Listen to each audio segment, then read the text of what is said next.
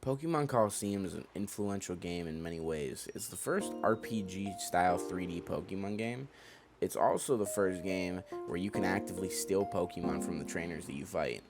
And it's also the first RPG-style Pokemon game that includes no wild encounters. The latter half of this is the major reason why it's seen as a very difficult, if not nigh impossible game to Nuzlocke. I myself have been playing Pokemon for years, but I'm very new to Nuzlocking in general, which is why I kind of figured that this game would be a perfect one to make my debut on. Firstly, we should set up the world. This game features no wild encounters at all. Instead, in their place are Pokemon used by trainers with an ominous aura called Shadow Pokemon. These are the only Pokemon catchable in the game. They are held by trainers, so you must capture them mid-battle in order to get them on your team, which is hard enough. However, Colosseum has an additional feature. Every battle in the game is a double battle, meaning you are still getting pelted by two Pokemon while you're trying to catch one. As well, the enemy trainer may take out the said Pokemon you're trying to catch by using moves such as Earthquake, and you're then out of luck. You only get one chance at that Pokemon before the end of the game. Shadow Pokemon then, after caught, do not gain XP or level up at all until purified. To purify Shadow Pokemon is no slight task. They need to be used in battle to lower their 5-bar gauge that once it finally hits the bottom, about halfway through the game, you can purify the Pokemon at a Purification Stone. Oh, and the only move known by a Shadow Pokemon upon capture is a move called Shadow Rush, which does 90 base damage. It's pretty good stuff. Except you also take damage every time the move is used. It's not much, but it does add up. The attack also goes based on your attack stat and nothing else. So if you have a heavy special attacking Pokemon, like any basic fire type, they are basically useless until purified. Second, we have to set up some ground rules. This will follow most of the conventional Nuzlocking rules. 1. If your Pokemon faints, it is gone for good. 2. No healing items in battle. 3. You must catch the first wild Pokemon encountered on each route and only that one. 4. You must nickname your Pokemon. Well, as you know by now, the game plays a little differently, so we're going to update this list. Number 3. There is no wild encounters. Instead, they are Shadow Pokemon used by enemies which you have to capture mid-battle. So I don't have a random choice of who I get. It's set in stone. That being said, their stats are still randomized, and then after purification, they actually get re-rolled again. And then number 4 is pretty much no-go. I cannot nickname my first 2 Pokemon I start out with, and then every Pokemon from then on out needs to be purified before nicknaming can even happen, which is actually pretty rare to happen, so no nicknames. I will, however, be adding 2 additional rules to this round. New 3. No using bugs and cheats in the game. I'm running this on the original GameCube, and there is an infamous cheat where if you throw a Pokeball with your first Pokemon's turn, and then you swap the slot with your second Pokemon's turn, it will not use up the ball, and you can go on infinitely with it. This is very prohibited. And new 4. No legendaries. At around maybe 3/4 the way through this game, you begin getting access to 3 legendary Pokemon that will make this run super easy through the latter half of the game, if used wisely at least. This makes it very easy and incredibly unfair. So I will not use them. I do not feel that I have the right to give myself such a handicap. It's not something that I plan on doing. The last hurdle in this run that puts the nail in the coffin, solidifying the difficulty of this run over many other Pokemon games, is the lack of random encounters. This means you cannot train a Pokemon, period. You have to do it in battles against other trainers who already have stronger Pokemon than you. This not only eliminates the idea of over-leveling, but if you want to have a full team, it actively forces you to drastically underlevel for heavy fights. You can expect any major boss fight throughout the game to be around 8 or more levels higher than you are, and standard Pokemon. So with that out of the way, let's get another run that simultaneously shattered my will as a trainer and brought me enough joy to where I'm thrilled to do my next. Also, if you're new here, please like and subscribe as it helps. I've been a growing channel on this freaking platform for like 5 years, and it's really beginning to feel like I'm a late bloomer. Oh, and comment if you think I can win, and for those more realistic, comment where you think I'll lose. We start off in the desert, scenic look of Skarmory flying high above the brown landscape, then suddenly explosions, smiles, vests, awesome motorcycle, men running, and buff men mad as heck. In all seriousness, I really do enjoy the change of pace where instead of being a 10-year-old destined for championship, we're an adult who just blew up a hideout and robbed them blind. I also enjoy the awesome motorcycle and nice looking main character design. It's really sad that this game didn't get more recognition because it's leaking care and style in almost every aspect. We pull up to a train station and catch a glimpse of two fishermen talking about their awesome catch they just had out here in the desert. I thought it was kind of weird, but I guess if you can get ice fishing, you could probably go sand fishing too, so I mean, like, good for those guys. I hope they have an awesome rest of their day. We walk into a train station and see our recent endeavors made the evening Channel 5 news with famous anchorman Jordan Wright. Then we walk out of the bar after ordering a lemonade. Lemonade. Ice cold. Only to get approached by a young man interested in our snazzy outfit. Mr. Tiny Willie says that he has to battle us, and thus begins a scuffle between two men with their backs straightened and held high, smashing into each other at full force. 2 Pokemon at a time. I was only slightly more wrecked than him. I tell Willie I'm off to see my friend Richard, who lives in another town, and I'll probably be seeing him again soon. Maybe again another night. I hop on my sick-ass motorbike and I ride into the desert until dehydration sets in. And out of delusions of grandeur, my mind creates a city overflowing with water. I see those 2 fishermen again carrying their catch, and Jesus does it look mighty. I really hope they offer me a bite of it. Oh, sounds like they heard me and are not looking to share. Foley, just like his name implies, took a dive so that I didn't have to look bad in front of his friend. The dive worked because his friend was so impressed he ran off without trying to beat me up as well. I'm apparently the only one with opposable thumbs and the ability to open tied bags because no one else around here will do it. Maybe it's because they don't actually exist and I'm still dying of dehydration. Either way, I open the bag and see that God finally answered my wishes and gave me a big juicy Actually, it's just a girl. This girl also has amnesia and thinks she's a grill, which works fine for me. I'll need one of those when I actually get my fish. We decide to go and talk to the mayor of Dehydration Town and let him know of the awesome grill I found. But when I approach his living space, I was bumped into by Riku being controlled by Ansem. He then comes on to me before he leaves to be the main protagonist of Kingdom Hearts, leaving me there shaking in my size 12 big boy boots. I scurry my heeny-hiney inside to see the not-so-teeny-tiny mayor. He has an infatuation with Tenkaichi 69, which I found a little weird, but hey, Pokemon literally has a new rad every generation, and I haven't seen the one for this generation, so I guess I can accept this. He seems like he really wants me to visit the Pokemon Stadium. I was pretty excited. I mean, I love that game, but I was told that it was closed off to handsome people. Disappointed and slightly flattered, I left post-haste to find my next... I'm ambushed outside by midgets in their late 40s and told that I'm going to pay for blowing up their hideout. They decide to battle me, the handsomest boy around. Quite a bad move indeed. I quickly show them what good strategy looks like by destroying the first guy, smothering him in love. The other 2, fearful of commitment, quickly scatter. My grill then tells me that I need to get some balls. I'm really surprised about this. I don't think a grill would want balls, but then I realize that fish need balls.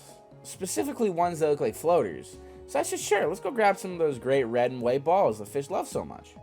Rolling back up to the train bar, we are greeted by familiar faces. Willie perks up as I arrive, but swiftly gets sad as I race past him towards the balls. I get 15 of the reds and 10 of the blues. They even give me a white for free. Kind of makes sense though, because it's pretty useless. We thank the man for his generosity and run back to Watertown, happy as clowns, because we got big red balls for noses in other places. Once there, I decided to show the mayor my new juggling act, and as I walk in, I'm shocked to see another clown's already there entertaining him, with what I felt was a much superior juggling act. I mean, look at the size of his ball. As the camera pans out, we see Discount Power Ranger standing next to Clown Man, looking menacing and colorful. I get very sad as I notice the clown trying to walk out of the room. It's obvious he has a disease similar to polio, so I hold the door open for him in kindness. The Discount Rangers leave as well, but they can hold the door open for themselves. What do I look like, a doorstop? Fisherman Foley decides he didn't have enough of the black and purple knuckle sandwich, so I decide to give it to him again, this time extra mayo. Fisherman Trudley finally gets up the nerve to attack me after watching his friend get beaten to a pulp for the second time. Trudley leads off with a staggeringly tough combo of Pokemon specifically weak to the 2 I currently have. What an impressive flex and show of power, am I right? After losing both of his power and part of his manhood, he reveals his ace in his hole. His big ticket item, a Shadow Maquahita, the fighting trash bag. up a reflect because, as we all know, physically beating evil things to a pulp is the best way to get rid of them. Then I go out for a bite to whittle down some of Smiling Garbage Bag's HP. Doesn't do much, but luckily he aims a surefire one-shot off at the Pokemon, guaranteed to take little to no damage from it. Must have misclicked. After being smothered and hit by the one guy from Demon Slayer, he is finally within range of a ball. I was saving them for the fish, but I am wasting one on this guy for now, I guess. Trudley trudges away as my grill begins to hop up and down. Really weird thing for a grill to do, but hey, I don't judge. In this dehydration nation, everything's like a Dr. Seuss book. There's 3 ways out of the city, and each way is stopped by one of the discount rangers. We must pick one to fight. Now, if you did your homework or have a brain, unlike me, in your first playthrough you'd notice that their colors, red, blue, and green, match starting Pokemon types. I did not even think of this, and thus gave up my choice, for the first time at least, to my least favorite pick. This, however, is not my first time, and I knew going into this who I was grabbing. Easily best pick for the rest of the game would be Quilava.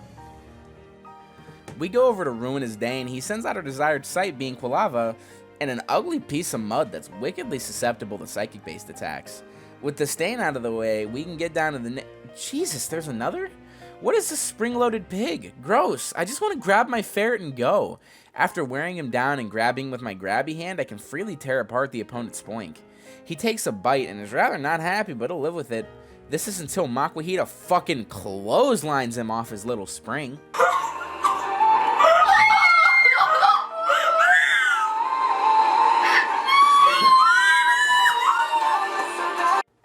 We head to a construction site for literally no reason, then to the Wolf's Den, Pyrite Town, where we see a man getting shaken down by the local authorities. He then claims he'll hurt me, not seeing the perfectly good grill I have standing next to me, of course, or else he would have just asked for some fish.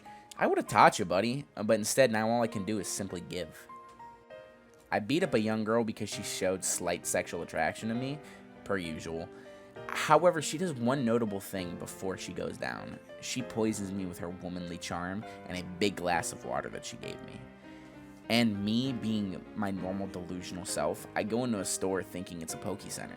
I begin to rush to the center, but not before I get there, tragedy strikes. My beloved Quilava succumbs to poison and falls dead to the ground. After promptly throwing his beautiful carcass and soft pelt in the garbage, we continue on the journey, one member down and a lot more sad. We began our walk until Ryder Vant decided that my day had not yet had enough sorrow. He walked into my life penniless, and he walked out with everything. He started off with a beautiful Mr. Evis and a garbage goon. Confusion rate of Makuhita made him very confused. He then was tickled, and that was very confusing as well. So confused, in fact, that he ends up hitting himself. Then fate strikes. God casts a shadowy bolt directly at my Makuhita. From 70 to 0, my heart sank and my willy shrank. There went my other usable Pokemon. The pain hurts me even now as I type, but it only gets worse. With a legendary bite of revenge, Umbreon removes the replacement I had lined up. I proceed to finish the fight. Man, I'm dead. Down for the run. We then walk into our next match, Bandana Guy, Devil E.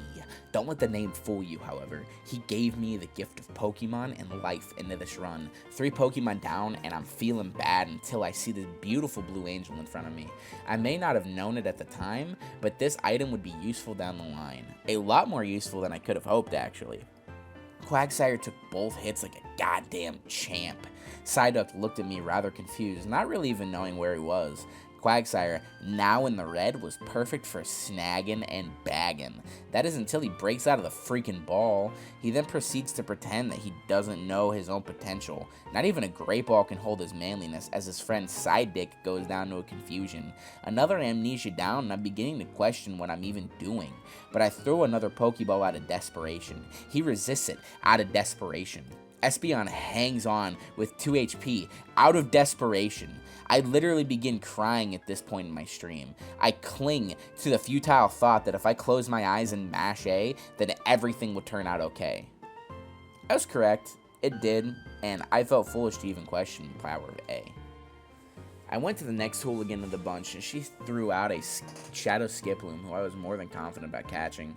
It was extremely odd that she thought an Oddish would even stand in this encounter. I like your cut, Really tickled me pink. Then her pink Dustox tickled me yellow. That's the end of that statement. It has nowhere else to go. Dustox survived the confusion. I'm confused as to how. I mean, a bug brain should not be that big. Skiploom avoids capture, but hey, that's life. It must not like bites, or comrades being killed. She tries to suck Umbreon dry. Too bad he's a child of the Lord. Skiploom had that stupid expression on her face as she tried to avoid capture once again, but the A-mash got me through it. I should preference all this and say that I'm taking about 3 to 4 minutes each time to go and heal my Pokemon before each fight. They do not normally go all the way back up to full HP. The next is ST Performer, whatever that is, Doggo, because Diego would just be too easy, right? She danced with the grace that her Pokemon lacked. She threw out an electric sheep. That might come in handy, so I decided I'm going to steal it from this weirdo. Quagsire gave me the first taste of how bad RNG could be by going into hyper mode for the first of many times, then takes a huge absorb, leaving me scared and him missing quarter of his HP. However, this part poses one of the greatest things about Shadow Pokemon. Hyper mode makes all of the attacks that a Shadow Pokemon does deal critical hits easier. This means that anytime this happens, I essentially have a nuke at my disposal with the ability to do double what is already insane damage output. When Shadow Rush almost killed Flaffy instantly, but thankfully it didn't. But with massive hyper mode, a lot more work can be essentially put in from what would normally be a massive setback on the team. Shroomis takes several bites and somehow Umbreon doesn't start tripping. I don't understand it either, but I can't argue with tolerance. Flaffy is being a naughty little sheep, and I'm considering calling Mr. RyanMC to come and take care of it. He's Scottish, right? Either way, I got it on the second ball, and we avoid the unpleasant scene of whatever Ryan would have done to it. I finish the fight. We find a young boy protecting a bookshelf with nothing suspicious behind it. The owner of this town of thieves, who is definitely big enough to fistfight several Pokemon, cuts down to a man with polio and a Pokeball afro because the man says, "Stole my Plusle." His friend vows to get justice, and we are sent to save and protect him. Before I go to save the kid, I find another kid who's getting ready to play the new old Tony Hawk Pro Skater 1+2. I tell him I want to play it first and to give me his copy. He then begins a battle with me that I'll soon regret because he's now forfeiting his fire-type slug to me. He cries and screams as I steal Slugma in one shot. He sixes then army of baby Pokemon on me in hopes of at least getting back his copy of the only game that deserves Tony Hawk's recognition. He cries as he loses and removes the wheels from his skates so that he can never skate again. We go to confront the original thug we saw walking into town. He didn't have much to say without us first shoving our fist down his throat, though. We oblige and begin a dance of destiny I call crushing my opponent and stealing their poorly trained garbage. Ralts does what Ralts does best, which is absolutely nothing. However, Furret does surprisingly good damage for its mediocre attack stat. He also surprisingly can take a hit too, which I didn't think was possible. However, 2 surprises in one day makes me not a very happy boy. So I decide the best way to blow off steam is by stealing this surprising Pokemon. Seedot does just the same, which is absolutely nothing because it's worthless. Machop comes out in front of Espeon though. Must have a death wish. Furret, however, hits Espeon with a cute but deadly headbutt, leaving her at 4 HP, making my heart pound. This furry boy also hates Pokeballs, which is made very apparent by its miraculous ability to avoid them at all costs. Kale gives me the info I came for, and I blow him off pretty much like I did Willie in the beginning. Polio Boy has a conversation with a NASCAR car, and then a man boogies his way out of a building before falling due to exhaustion. I waste every potion I have in preparation for a fight that doesn't even exist. I get asked to retrieve a cog for the power plant. It somehow walked itself off to the useless worksite from earlier. Kinda crazy, but whatever. Then I see Duking, and he's officially inviting me to a tea party. Except there's no tea, and he only wants me to save his friend still. And I just can't get over the fact that he keeps asking about this stupid task.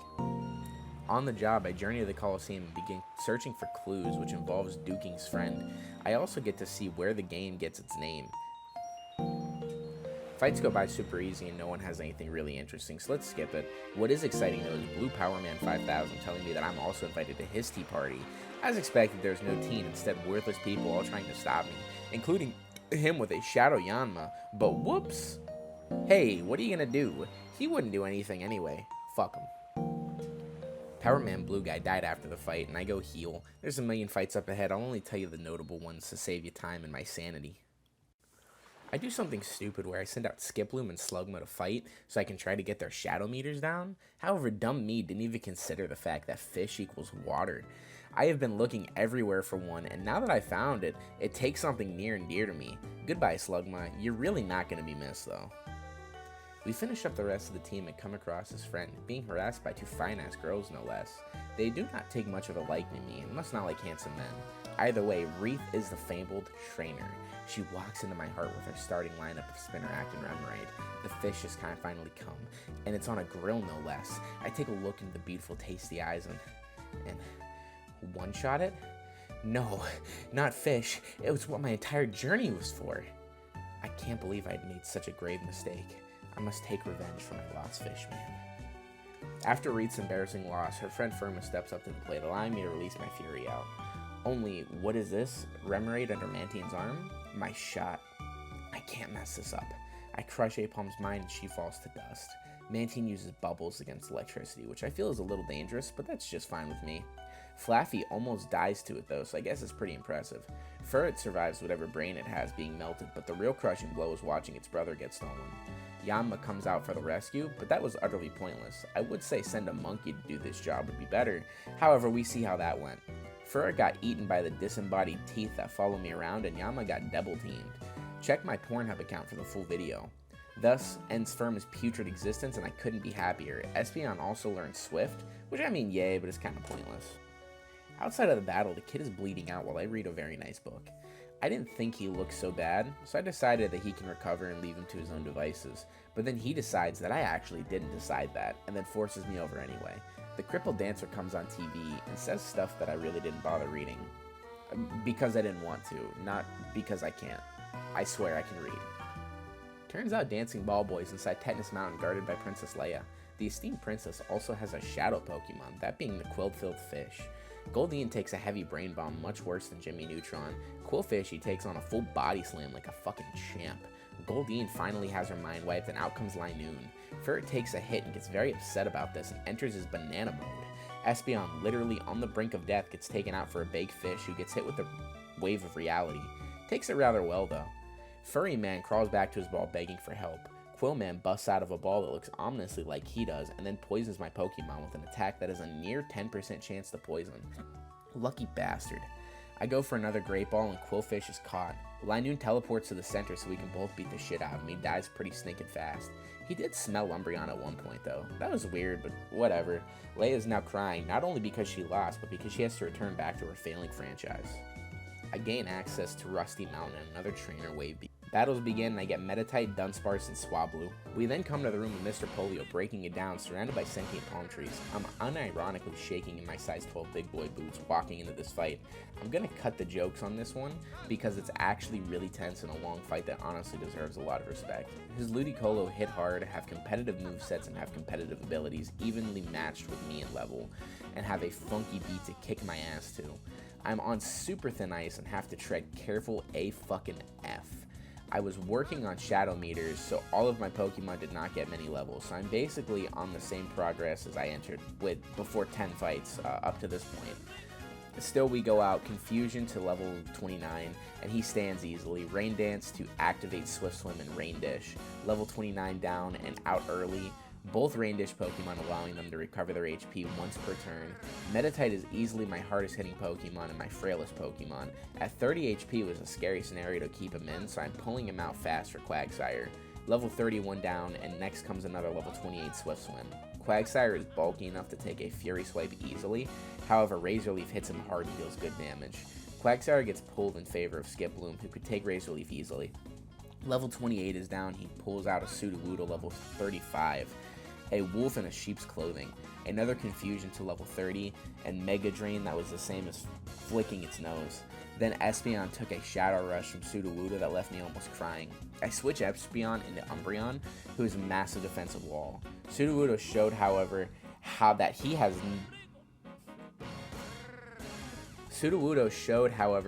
a big dislike for walls. Sudowoodo showed, however, that he has a big dislike for walls and such. Much like the Kool-Aid man busting through Umbreon like it wasn't there, Skiploom sleeve-powdered Sudowoodo, which put a massive threat into a docile state for a minute. To say I was pinned against a wall here would be an understatement. All of my Pokemon were absolutely on their last legs, and I feared of a total wipe. Ludicolo at this point did nothing, but Sudowoodo was such a hard hitter, it was a massive fear. Sudowoodo, however, stayed asleep another turn, buying me more time. Ludicolo down, now I can focus on Sudowoodo, who's still amazingly asleep. I go for standard damage, trying to tear him down to low HP for balls. His IVs must be nuts, for his attacks deal so much damage, his defense takes so much. One ball catches him and finishes off one of the biggest fears I had going into this run, and with no losses. This was such a massive relief, I wasn't expecting to actually make it past. Let's return to the run though. We enter into the next room to see a small, shaking red thumb staring at me from the ground.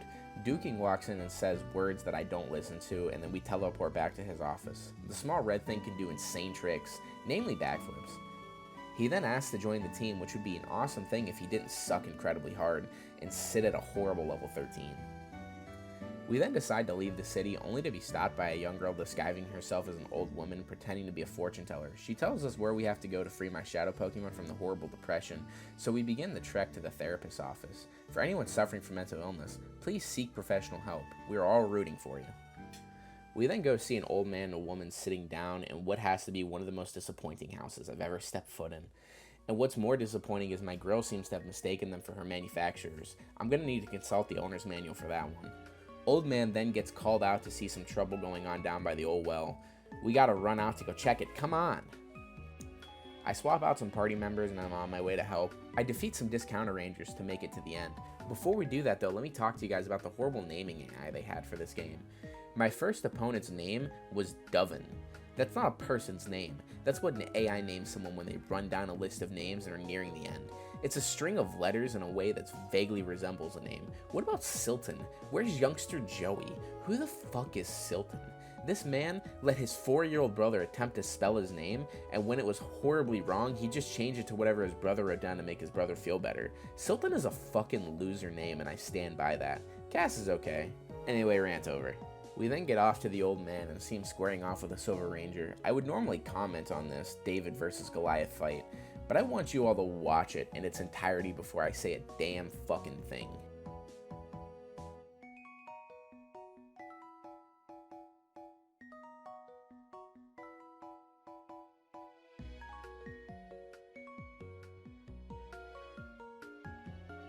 Did you see a Pikachu get wasted by a Pokemon 18 levels beneath it? I don't know where you go wrong in training something to where it's only knows quick attack. Why even show me that pitiful fight? Just imply that it happened. Even one Thunder Shock would have been enough to take victory. Either way, step aside, old man. Let me show you how it's done. Geodude would be no problem for Quagsire, but I decide to give all my shadows a chance to shine. We go straight for Geodude expecting death, and he hangs on at 1 HP. I go to remove Mantine and see Wynuts has his shadow tag, keeping my Pokemon forced into play. This game of tag is the deadliest in the game. Then comes level 38 Hitmontop with Intimidate. I don't understand how the creature spinning on its head is intimidating, but hey, that's fine. Wynot survives a direct hit and luckily does not counter. Mantine, however, goes down to a hit from Hitmontop. Wynot ties its destiny with my Pokemon, meaning it's destined for greatness. Or I'm destined for death. I don't want to lose any of my Pokemon to the Suicidal Maniac, so I have to play it cool and sit still waiting for my chance to strike. With balls rolling off Hitmontop like compliments on a waitress, we now play the waiting game. Swablu falls to Hitmontop's spinning kick. I guess he's pretty intimidating actually. I finally get the catch, one turn away from an epic fucking save. Wynot finally runs out of Destiny Bonds, and the deadliest Pokemon so far in this run is finally taken down. Clamperl literally sinks my battleship when she brings Meditite down to 2 HP. Its defense is heavy, vomit on my sweater already, mom come and get me because I want to cry. Look at all the lost Pokemon, it's insane just how bad that all went. Either way, we keep pressing forward. We go and talk to the old man to understand how to use a rock. Go back to the other weak old man just in time for Duking to send me a message. Apparently Mount Battle is being terrorized. We'll call me Hurt Locker because I love shit blowing up in my face. Let's get over there. But first, Purification. Quagsire becomes free from his depression. So does Flaffy. He also evolves into something that no longer resembles a sheep. Then I learned that this game is also before the physical special split, meaning all water type moves are dealing special damage, so Quagsire using water type attacks equals the strength of a Nerf gun. I'm feeling pretty down with this new information, and was thinking about something to cheer me up. Then it hit me. What makes me feel high when I'm feeling low? What straightens me up when I'm feeling limp? A good visit to my friend Willie. We go and beat him down in what I would call a sweeping victory. At this point, I'm trying hard to find people to battle so I can Purify Meditite. We visit Mount Battle to try and lend a hand, and the trainers there decide the greatest thing to do for me before I go and battle the person harassing and harming their staff is to test me in a string of battles. We fight a lot of them, heading back for some training fights against some trainers we missed in the mountains of rusty machines. Then it finally happens, and it's underwhelming. Turns out he doesn't evolve until level 37, 2 levels away, and all of the enemies to face. I have no choice but to go and stare down my next opponent. We come across Shujirohanma from Baki the Grappler picking on an innocent man. He then punches the man across the universe and decides instead of beating my ass physically, he wants to destroy me mentally with his superior Pokemon. Just the same as before, we're going to do this entire seriously rolling into this fight. It was by far the biggest fear rolling into this challenge. It was always the part for me as a kid where I felt the game became incredibly difficult. Now it's time for me as an adult to give this one a shot. He throws out Metang and Golem, and I know going into this one that I was going to struggle, so I actually researched his team ahead of time and pulled out my 2 best counters. Golem's Protect bot at another turn, and Metang's huge defense wall allows my bite to do nothing. Psychic chips away some HP, but basically does nothing, and Surf hits Metang pretty hard. Another Psychic and Rock Throw brought Quagsire down massively though. He's easily my most important Pokemon walking into this. Camerupt is really scary here, and I was initially scared of Marshtomp, but it was kind of useless. Earthquake takes down Quagsire, ruining my entire plan going in. I pull out Meditite, hoping for a one-hit KO. Marshtomp was also taken out, so his next Pokemon, Entei, would take the full brunt of Earthquake. Camerupt takes half damage from a high jump kick, then one-shots Meditite. This puts me in a horrible position. Espeon is out, and Entei hits it with a Fire Blast, one-shotting it. This hurts a lot, but I have to keep going. Ampharos comes out and then goes down to an Earthquake. Entei survives with a sliver of HP. I go for the catch on Entei to remove it early, and surprisingly it works well. Camerupt, however, flamethrowers Umbreon, killing him. One more low kick from me to win the match. At this point though, I've lost my whole team and I'm left with 1 Shadow Pokemon left. We take a look over our fallen Pokemon, and I think I'm going to end the playthrough here. I know technically I didn't lose and I could have continued with what I had, but it only gets harder from there, and every Pokemon now being massively out-leveled, I think that it's time that I finally throw in the towel. I was thinking about taking Entei and using him and throwing away the 4th rule, but I can't do that. I set them all up before I went into the challenge, and I did not want to throw them away at the end of it just so that I could say that I got further. I actually can say though that I am really proud with where I've gotten.